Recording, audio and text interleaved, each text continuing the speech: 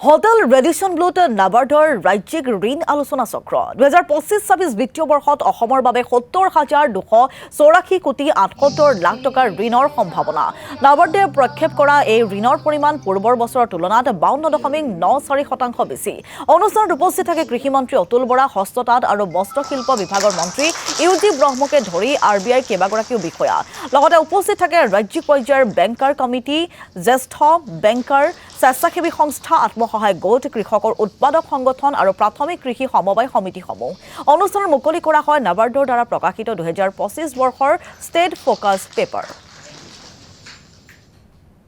তো আজি আমাৰ উদ্দেশ্যটো আছে আমাৰ 25-26 বৰ্ষত বিত্তীয় বৰ্ষত অসমত কিমান পৰিমাণৰ বেংকৰ ঋণ বাঢ়ি হ'ব পাৰে সেই সম্পৰ্কে আমাৰ এটা যিটো পটেঞ্চিয়েল বেষ্ট হয়, যিটো সম্ভাৱনা আমাৰ জিলাবিলাকত আমি জিলাৰ কাৰণে পটেঞ্চিয়েল প্লেন কৰোঁ, সেইটোকে এক্সপ্ল'ৰ কৰি পেলাই ইয়াত এখন ৰাজ্যত প্ৰায়ৰিটি ছেক্টৰৰ কাৰণে 25-26 বিত্তীয় বৰ্ষত কিমান সম্ভাৱনা আছে, কিমান পৰিমাণৰ ঋণ হয়, সেইটো আমাৰ এটা আজি পৰ্যালোচনা আছিলে। আমি সেই বিষয়ে নাবাৰ্ডৰ পৰা ৰিচাৰ্চ কৰি পেলাই যিটো প্ৰেজেণ্ট কৰিছোঁ, সেই যিবিলাক প্ৰজেকশ্যনছ আছে কিমান হ'ব পাৰে সেইখিনি কথা আমি উপস্থাপন কৰিছোঁ।